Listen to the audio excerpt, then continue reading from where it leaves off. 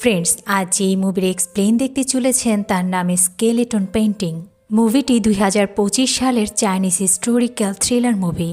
আর এখানে 7 বছর আগে ঘটে যাওয়া এক রাজপরিবারের গণহত্যার সূত্র ধরেই মুভির কাহিনী, যেখানে দেখা যাবে জি পরিবারের একমাত্র জীবিত মহিলা ফরেন্সিক ডক্টর ইউনসু এক আধ্যাত্মিক শক্তির সাহায্যে মৃত বডির হাড় থেকেই তার ফেস এঁকে ফেলে। আর সেই পেইন্টিংয়ের সাহায্যে জানতে পারে মৃত্যুর আগে এই ব্যক্তির সাথে কি কি ঘটেছিল।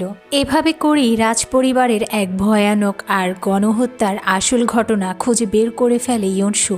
আর এই কারণে যুবরাজ আর ইউনসুকে পড়তে হয় অনেক কঠিন বিপদে।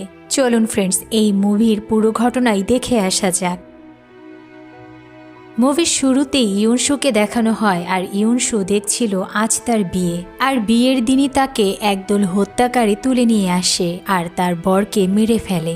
তখনই ইউনসু জেগে যায়, মানে ইউনসু স্বপ্ন দেখছিল। পরের সিনে দেখা যায় যুবরাজ জিং তার সহচর হানের সাথে এক সরাইখানায় আসে। আর এখানে আসতে কোনো গুপ্তচর তাদের বলেছিল। তারা ভেতরে ঢুকেই এক বিশেষ পারফিউমের স্মেল পায়। তখনই তাদের উপরে ভিতর থেকে একদল ডাকাত হামলা করে। আর জিং এখানে এসেছে তার রাজবংশের হত্যাকারীকে খুঁজতে। সব হামলাকারী মারা যায়, তবে একজন পালিয়ে যায়। আর তাকে ফলো করে জিং পতিতালয় সুভবনে ঢুকে পড়ে। এই পতিতালয়ের অনার সু নামের একজন মহিলা। জিং আর হান উপরের মহিলা ওয়াশরুমে চলে আসে আর ইউনসু নামের মেয়েটিকে সন্দেহ করে ধরে ফেলে। জিং ইউনসুর পোশাক চেক করে, কিন্তু কোনো কিছুই পায় না জিং। ইউনসু অনেক রেগে যায় আর জিংকে অনেক কিছু বলতে থাকে। এমন সময় সুভবনের লিডার সু আসে। সু নিজেও একজন পতিতা আর টাকার জন্য সু সবকিছুই করতে পারে। তখন জিং সবার কাছে নিজের ভুলের জন্য ক্ষমা চায়, তবে সু টাকা ছাড়া জিংকে যেতে দেয় না। আর সু জানে না জিং এখানকার যুবরাজ। তখন জিং সুয়ের বডি থেকে এক চেনা স্মেল পায়। হান টাকা দিয়ে জিংকে সাথে করে সেখান থেকে চলে আসে। জিংকে দেখানো হয় জিং কল্পনা করে 7 বছর আগে কিভাবে এক গুপ্ত হামলাকারী তাদের পুরো পরিবার শেষ করে দিয়েছে।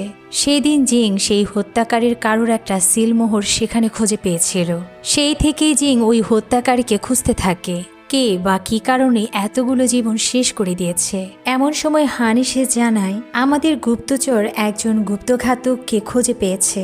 আর যেখানে তাকে দেখা গিয়েছিল সেই সরাইখানায় হঠাৎ করে কাল রাতে আগুন লেগে যায়। এটা শুনেই জিং তখনই সেখানে চলে আসে আর দেখে পুরো সরাইখানা পুড়ে ছাই।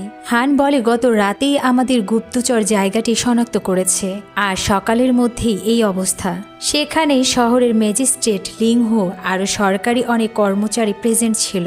আর পোড়া মৃত বডিগুলো ফরেন্সিক ডক্টর দেখছিল। এই ঘটনায় অনেক মানুষ মারা গেছে। এখন জিং কিভাবে এদের মধ্যে সেই হত্যাকারীকে খুঁজে পাবে? ম্যাজিস্ট্রেট সবাইকে জলদি করে মৃত বডিগুলোকে শনাক্ত করতে বলে। জিং বলে না, এই দুর্ঘটনার তদন্ত ভালোভাবে হতে হবে। কোনোভাবেই সরকার এই ঘটনা ধামাচাপা দিতে পারবে না। ম্যাজিস্ট্রেট বলে তুমি কে? হান বলে সেই রাজ্যের যুবরাজ। ম্যাজিস্ট্রেট ভয় পেয়ে যায়। এরপর জিং মৃত বডিগুলোকে দেখে বলে এই মানুষগুলোকে আগে মেরে ফেলা হয়েছে, তারপর আগুনে পুড়িয়ে দুর্ঘটনা দেখানো হয়েছে। জিং ফরেন্সিক ডক্টরকে দেখে অবাক হয়ে যায়, কারণ এটা ছিল ইউনসু। তখন আমরা জানতে পারি ইউনসু এই রাজ্যের একমাত্র মহিলা ফরেন্সিক ডক্টর। আর ইউনসুর এক বিশেষ শক্তি রয়েছে। ইউনসু মৃত বডির হাড় থেকেই বডির চেহারা এঁকে ফেলতে পারে। এমনকি মৃত্যুর আগে ওই ব্যক্তির সাথে কি ঘটেছিল তা বলে দিতে পারে। এটা জানতে পেরে জিং অবাক হয়ে যায়। জিং ইউনসুকে বলে ওই লোকটি কিভাবে মারা গেছে আমাকে জানাও। আঙ্কেল ফো, আর তিনি ছোট থেকে ইউনসুর সাথেই থাকে। আঙ্কেল ফো ইউনসুকে বলে তোমার বাবা আমাকে বলে গিয়েছিল, এতে করে তোমার জীবন হুমকির মুখে পড়ে যেতে পারে। ইউনসু বলে এটা যে আমাকে করতেই হবে। ইউনসু তখনই তুলির সাহায্যে ওই ব্যক্তির সাথে ঘটে যাওয়া ঘটনা দেখতে পায়। আর জিংকে বলে এই লোকটিকে আগে হত্যা করা হয়েছে আর হত্যাকারী একজন নারী। জিং জানতে চায় আপনি কি হত্যাকারীর ফেস দেখেছেন? ইউনসু বলে না, সেটা আমি দেখতে পাই না। ইউনসু চলে যায়। ইউনসু ফরেন্সিক থিয়েটারে বাকি বডি নিয়ে আসে অটোপসির জন্য। এরই মধ্যে জিংও সেখানে চলে আসে আর ইউনসুকে বলে আপনার কাছে যে দুটো বডি রয়েছে তাদের মৃত্যুর আগে কি হয়েছিল আমাকে জানতেই হবে। জিং সেখানে থাকা আঁকা একটা পেইন্টিং দেখেই চিনে ফেলে, কারণ এই পেইন্টিংয়ের মহিলাই গতকাল রাতে জিংয়ের উপরে হামলা করেছিল। তখন ইউনসু জানায় এই মহিলাটি 10 দিন আগে মারা গিয়েছে, আগুনে শুধু তার বডিটা পুড়েছে। হান বলে এটা কিভাবে সম্ভব, এই মহিলা গতকাল রাতে আমাদের উপরে হামলা করেছিল, তাহলে কি কাল তার ভূত এসেছিল? দুজনই ইউনসুর তদন্তের উপরে সন্দেহ করে। ইউনসু রেগে যায় আর এই বডিটির আবারও তদন্ত করে।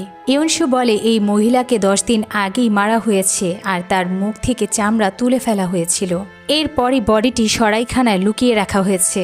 হান বলে তাহলে কাল আমাদের সাথে যে লড়াই করেছে সে কে? ইউনসু বলে আমার ধারণা হতে পারে সে শব্দবেশে আপনাদের হামলা করেছে, যাতে করে সে ধরা না পড়ে।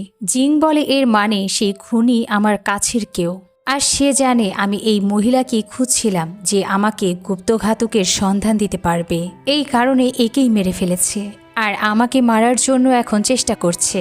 এখন আমাকে কালকের ওই হামলাকারী মহিলাকে খুঁজে বের করতে হবে। জিং চলে যায়। পরদিন জিং আবারও সুভবনে ফিরে আসে। জিং হাংকে বলে আমি যেই গন্ধ হামলাকারী মহিলার থেকে পেয়েছিলাম আর সেই একই গন্ধ এই বাড়িতে ইউনসুর বডিতে পেয়েছি। সন্দেহ করেই জিং এই বাড়িতে আবারও ঢুকেছে। জিং সরাসরি ইউনসুর বন্ধু রুশোয়াংয়ের কাছে চলে আসে আর মেয়েটি গোসল করছিল। জিং আর হান সেখানে রুশোয়াংয়ের জন্য অপেক্ষা করতে থাকে। হঠাৎ জিংয়ের চোখ যায় সেখানে থাকা পারফিউমের দিকে। জিং সবগুলোর স্মেল চেক করে আর সেখানেই ওই পারফিউমটা পেয়ে যায়। এদিকে রুশোয়াং বেরিয়ে আসে। তখন জিং এই পারফিউমের কথা রুশোয়াংয়ের কাছে জানতে চায়। মেয়েটি বলে এখানে আমাদের পারফিউম ব্যবহার করা পারমিশন ছিল না, কিন্তু 7-8 দিন আগেই হঠাৎ সিস্টার শু এটা আমাকে দিয়েছে। এটা নাকি অনেক দামি পারফিউম। পরের সিনে দেখা যায় জিং অনেক টাকার বিনিময়ে শুয়ের রুমে ঢোকার পারমিশন পায়। শু জিংকে বলে কি এমন আছে আমার রুমে যে আপনি এত টাকা খরচ করে এখানে এসেছেন? তবে জিং কিছু না বলেই চারপাশে দেখতে থাকে। একটা বিষয় জিং লক্ষ্য করে, শুয়ের এক জোড়া জুতা গায়েব ছিল। শুয়ের কাছে জানতে চাইলে শু জিংকে মিথ্যা বলে দেয়। তারপর জিং বেরিয়ে আসে। ওদিকে ইউনসু তার কাজ শেষে বাড়ি ফিরে আসে আর শু ইউনসুর জন্য জামা আর জুতা পাঠায়। ফ্রেন্ডস, ইউনসু আর শুয়ের মধ্যে সম্পর্কটা একটু পরেই জানা যাবে। ইউনসু কিছু চিন্তা করে আর ফ্রেশ হয়ে সেও চলে আসে সুভবনে। ইউনসুর সাথে সেখানে হান আর জিংয়েরও দেখা হয়ে যায়। তখন ইউনসু জিংয়ের সাথে কথা বলে। ইউনসু বলে আমি এখানে এসেছি একটা তদন্তের জন্য। আমি গতকাল তদন্তের সময় সেই পোড়া মেয়েটি মারা যাওয়ার আগে তাকে যে মেরেছিল তার পায়ে একজোড়া পরিচিত জুতা দেখেছিলাম, আর সেটা খুঁজতেই আমি এখানে এসেছি। জিং ইউনসুকে বলে কি বলতে চাও? ইউনসু বলে আমার মনে হলো জুতাটা সিস্টার শুয়ের। তখন জিংয়ের সন্দেহ আরও বেড়ে যায়, কারণ সিস্টার শুয়ের একজোড়া জুতাও গায়েব ছিল। জিং ইউনসুকে নিয়ে আবারও শুয়ের রুমে চলে আসে। তবে এবার শু রেগে যায়। ইউনসু শুয়ের কাছে তার সাদা জুতার কথা জানতে চায়। শু বলে সেটা আমি ফেলে দিয়েছি। হঠাৎ করে জিং লক্ষ্য করে দেখে দেয়ালে লাগানো একটা পেইন্টিংয়ের সামনে অনেকগুলো পারফিউম রাখা, আর সেখান থেকে বাজে গন্ধ বেরোচ্ছিল। জিংয়ের কথা মতো হান জলদি গিয়ে পেইন্টিংটি সরিয়ে ফেলে আর সেখান থেকে সেই মৃত মেয়েটির ফেসের চামড়া পেয়ে যায়। ধরা পড়ে শু পালিয়ে যায় আর সামনেই হঠাৎ হুকিন কিছু পুলিশ নিয়ে শুকে ধরে ফেলে আর পয়জনের কারণে শু তখনই মারা যায়। তবে সবাই অবাক শু কিভাবে পয়জন পেল। সিন শিফট হয় আর পরদিন জিং লিংহু আর ইউনসুকে তার প্রাসাদে নিমন্ত্রণ জানায়। ইউনসু বলে আমায় ক্ষমা করবেন, আমি আপনাকে চিনতে পারিনি। তখন জিং ইউনসুকে বলে আমি চাই আপনি আমাকে সাহায্য করুন, যারা আমার পরিবারকে হত্যা করেছে তাদেরকে ধরতে। ইউনসু বলে আমি সাধ্যমতো চেষ্টা করব। আর সেদিনই জিং আর হানকে নিয়ে ইউনসু আরও একটি পোড়া বডির তদন্ত করে। তখন ইউনসু জিংকে বলে এই লোকটি আপনার এখানে কাজ করত, কিন্তু তাকে কোনো বিষাক্ত অস্ত্রের জন্য মারা হয়েছে। ইউনসু জিংকে বলে আপনি এই অস্ত্রের ব্যাপারে খোঁজ করতে পারেন কামার ওয়াংয়ের মাধ্যমে, কারণ সেই এইরকম অস্ত্র বানায়, তাহলে হয়তো কিছু ক্লু পেতে পারেন। জিং বলে আপনি কি জানেন কামার ওয়াং দেখতে কেমন আর কোথায় থাকে? জিং বলে আমি তাকে কখনো দেখিনি, তবে আপনি আমার সাথে এখনই আসুন। ইউনসু জিংকে নিয়ে আবারও সুভবনে চলে আসে আর জিংকে বলে আমি জানি প্রতি বৃহস্পতিবার ওয়াং এখানেই আসে আর আজও সে আসবে, আপনি এখানেই অপেক্ষা করুন। ইউনসু জিনকে ভিতরে নিয়ে আসে। ওদিকে ম্যাজিস্ট্রেট লিংহু আর বাকি গোয়েন্দাদের দেখানো হয় আইজিপি লিংহুকে ওয়ার্নিং লেটার পাঠিয়েছে। সেখানে 3 দিনের সময় দেয়া ছিল সরাইখানায় লাগা আগুনের মামলা সমাধানের জন্য। লিংহু অনেক চিন্তায় পড়ে যায় আর বলে আইজিপি এই ঘটনা কিভাবে জানলো, কে বলেছে? তখন হুকিন বলে মহামান্য আপনি এই চিন্তা ভুলে যান, এর জন্য জিং আর ইউনসুই যথেষ্ট, আপনি শুধু ওদের দুজনকে হাতে রাখুন। এটা শুনে লিংহো খুশি হয়ে যায়। সিন সুভবনে দেখানো হয়। জিংকে দেখে রুশওয়াং বলে, হুজুর, আপনি হয়তো জানেন না, ছোটবেলায় ইউনসুর মা মারা যায়। ইউনসুর মা আর শু পুরনো বন্ধু ছিল, তাই শু নিজেই মেয়ের মতো করে ইউনসুরকে বড় করেছে এখানেই। তবে ইউনসু অনেক বুদ্ধিমতী, তার নিজের বিশেষ ক্ষমতার জন্যই ম্যাজিস্ট্রেট লিংহো ইউনসুকে সরকারি অটোপসির কাজটি দেন। এই সব শুনে জিং ক্লিয়ার হয়ে যায় যে ইউনসু এখানে কেন আসে সব সময়, আর সবার সাথে তার এত ভালো সম্পর্ক কেন। এরপর জিংয়ের জন্য অনেক খাবার আনা হয়। এরই মধ্যে লিংহো সেখানে চলে আসে। তবে জিং অনেক অস্থির ছিল সেই কামারকে খোঁজার জন্য, তাই জিং এখানে আর অপেক্ষা না করেই লিংহোর থেকে কামারের অ্যাড্রেস নিয়ে জিং আর হান বেরিয়ে পড়ে। দুজনেই চলে আসে কামার ওয়াংয়ের বাড়িতে, কিন্তু বাড়িতে কেউই ছিল না। হঠাৎ তাদের উপরে হামলা, আর এই লোকগুলো তারাই ছিল যারা এর আগেও জিংয়ের উপরে হামলা করেছিল। জিং আর হান মিলে আক্রমণকারীদের সাথে লড়াই করে, আর একে একে সবাইকে তারা মেরে ফেলে। তবে ওয়াংয়ের কোনো খোঁজই পাওয়া যায়নি। ওদিকে লিংহো আর ইউনসু দুজনে মিলেই খাবার খেতে বসে, আর দুজনে মিলে এত বেশি ড্রিঙ্কস করে ফেলে যে সেখানেই ঘুমিয়ে পড়ে। পরদিন সকালে ইউনসু উঠে লিংহুকে জাগাতে যায়, আর ইউনসু দেখে লিংহু মারা গেছে। তখনই জিংও সেখানে ফিরে আসে। ওদিকে বাহিরে হুকিং পুলিশ নিয়ে চলে আসে আর বলে উপরের ঘরে ম্যাজিস্ট্রেট মারা গেছে আর খুনি সেখানেই আছে। জিং কোনো কথা না বলে ইউনসুকে নিয়ে পালিয়ে যায় জলদি করে, আর পুলিশও ওদের তিনজনকে সব জায়গায় খুঁজতে থাকে। সবকিছু কেমন যেন রহস্যজনক ছিল। কিছু সময়ের মধ্যে আবার তিনজনের পোস্টার শহরে লাগিয়ে দেয়া হয়। লুকিয়ে ইউনসু জিংকে নিয়ে তার ফরেন্সিক থিয়েটারে চলে আসে। ইউনসু জিংকে বলে, আমি হত্যা করিনি, তাহলে আমি কেন পালাবো? জিং বলে, এই সবটাই একটা ফাঁদ ছিল। ইউনসু বলে, আপনি এই শহরে ফিরে আসাতেই এই সমস্যাগুলো হচ্ছে, এটা কেন? জিং বলে, আমার প্রাসাদের লোকই আমাকে মারতে চাইছে, কিন্তু কার কথায়? আর কেনই বা ম্যাজিস্ট্রেটকে হত্যা করা হলো? আর তোমাকে কেন হত্যাকারী বলা হচ্ছে? কে সেই বিশ্বাসঘাতক? এমন সময় আঙ্কেল ফু আসে আর ইউনসুকে বলে, আমাকে সত্যি বলো, ম্যাজিস্ট্রেট কিভাবে মারা গেছে? ইউনসু বলে, আমি সত্যিই কিছু জানি না। আঙ্কেল বলে, আমি তোমাকে সতর্ক করেছিলাম, এই কাজ ছেড়ে দাও, এতে তোমার জীবনের হুমকি রয়েছে। তখন জিং ইউনসুকে বলে, তুমি কি লক্ষ্য করেছো এত সকালে কিভাবে হুকিং খবর পেল ম্যাজিস্ট্রেট মারা গেছে? আর তুমি উপরের রুমেই ছিলে।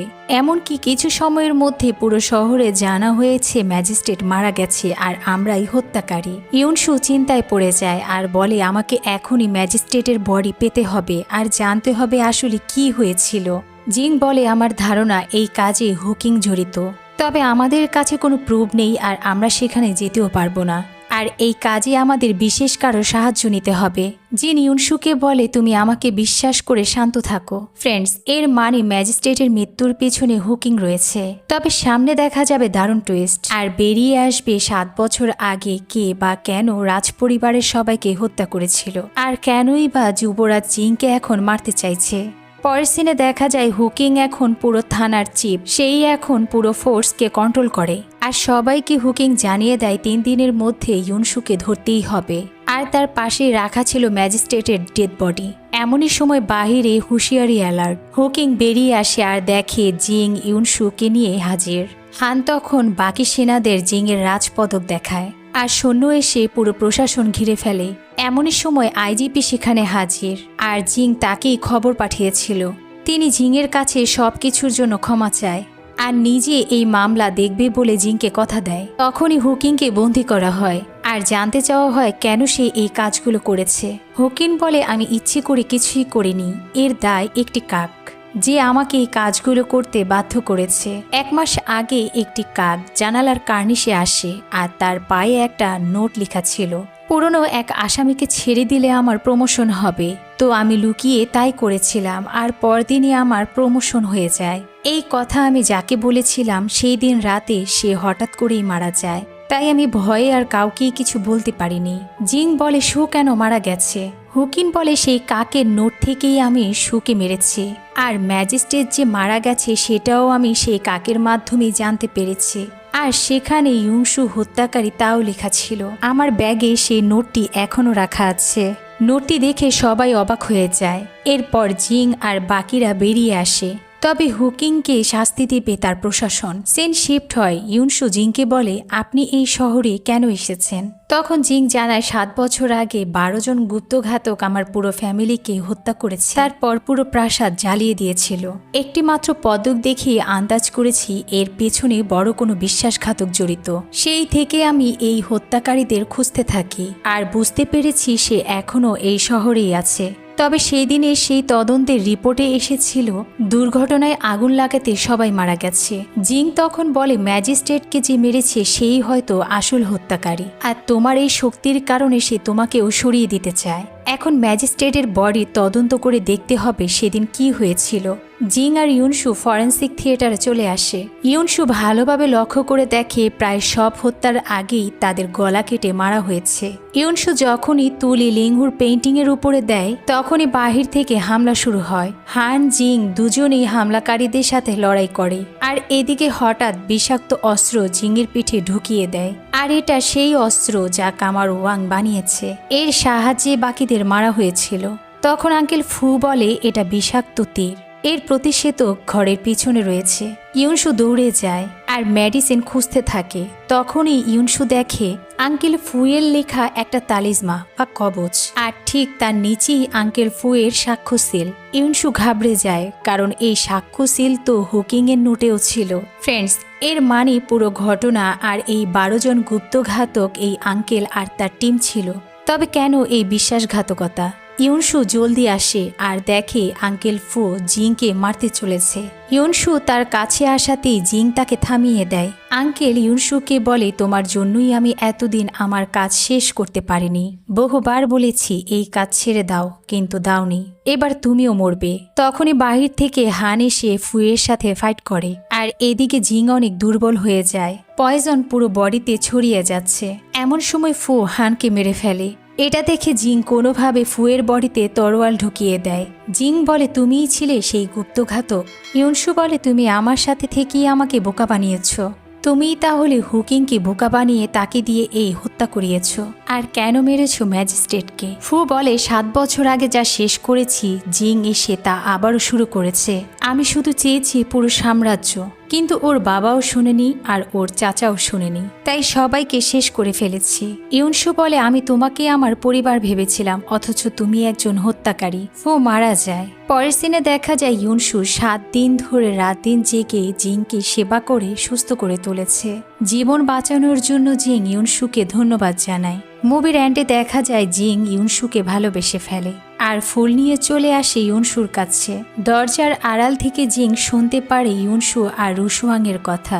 জিং জানতে পারে ইউনসু নিজেও জিংকে ভালোবাসে আর তাকেই বিয়ে করতে চায়। ফ্রেন্ডস, মুভি কেমন ছিল কমেন্ট করে জানাবেন। আল্লাহ হাফেজ।